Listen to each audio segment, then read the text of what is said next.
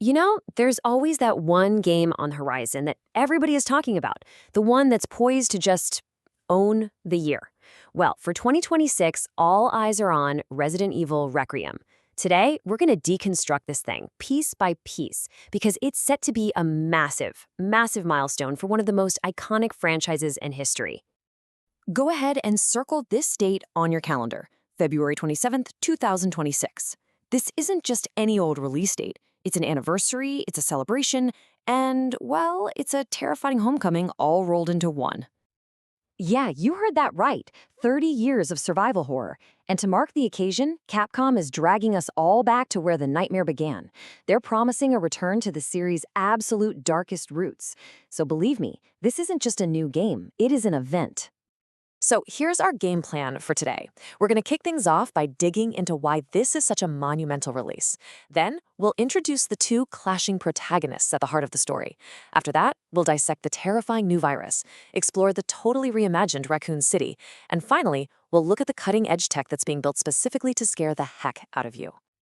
All right, first things first, let's just establish why the hype for this game is completely off the charts.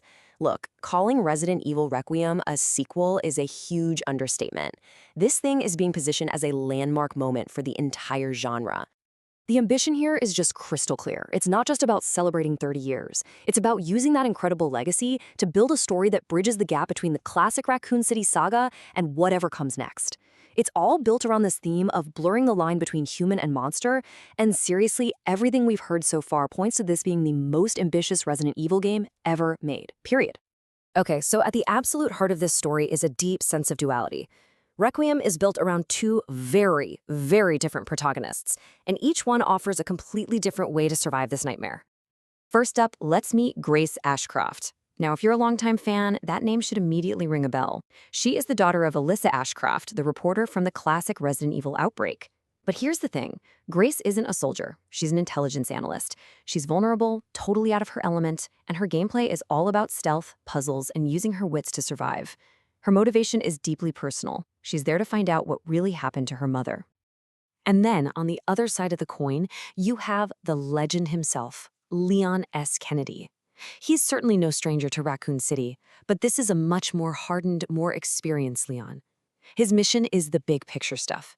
He's trying to stop a global bioterror threat called Operation Elpis and its mysterious leader, Victor Gideon. And his gameplay? It's exactly what you'd hope for. Fast, aggressive, combat-heavy, and taking a lot of cues from that incredible Resident Evil 4 remake. So you see the contrast, right?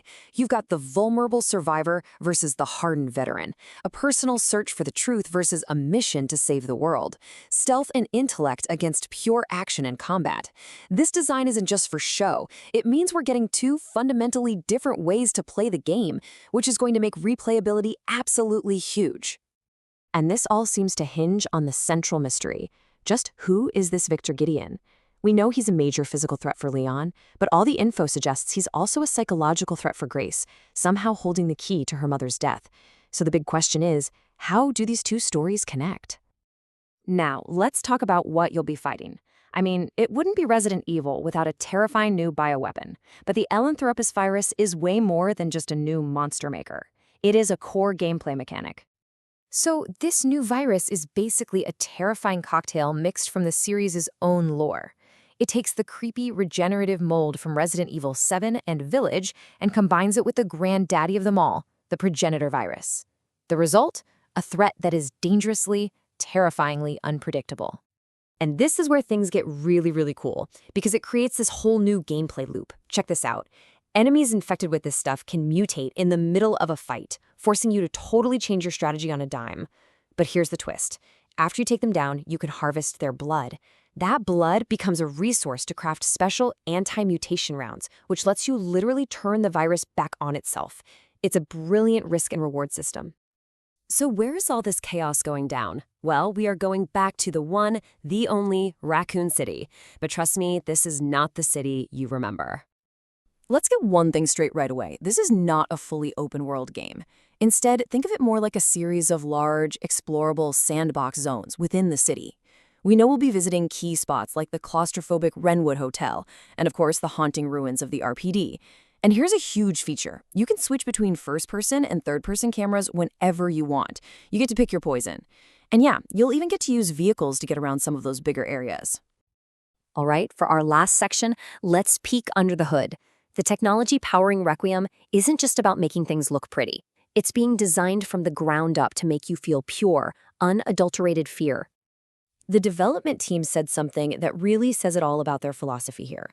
In Resident Evil Requiem, darkness isn't just what happens when you turn off the lights. It's an active threat. It's all thanks to a new system they're calling Global Illumination 2.0, and it basically turns a graphics feature into a horror mechanic. Enemies can now lurk in areas of complete pitch-black darkness, making them 100% invisible. Your only warning might be the faint, terrifying sound of something breathing right next to you. All of a sudden, your flashlight isn't just for seeing, it is your most crucial survival tool. And this tech doesn't just stop with the lighting, it enhances everything. There's an advanced layered gore system that makes every single bullet impact feel visceral and real. And it all feeds back into that asymmetrical design we talked about. It powers Grace's complicated environmental puzzles just as well as it does Leon's fast-paced hatchet parries. It all ties back to the story, where the main villain is literally designed to challenge both of our heroes in completely different ways. So, when you put it all together, Resident Evil Requiem is shaping up to be so much more than just the next game in the series. It feels like a loving homage to 3 decades of horror, a grand finale for old stories, and, at the same time, a bold, ambitious leap into the future of the franchise. It's combining classic survival horror with modern action, it's fusing old-school lore with brand-new mechanics, and it's pushing technology to invent new ways to be afraid. And all of that leaves us with one final, exciting question to chew on until 2026. Is this it? Is this the ultimate evolution of survival horror?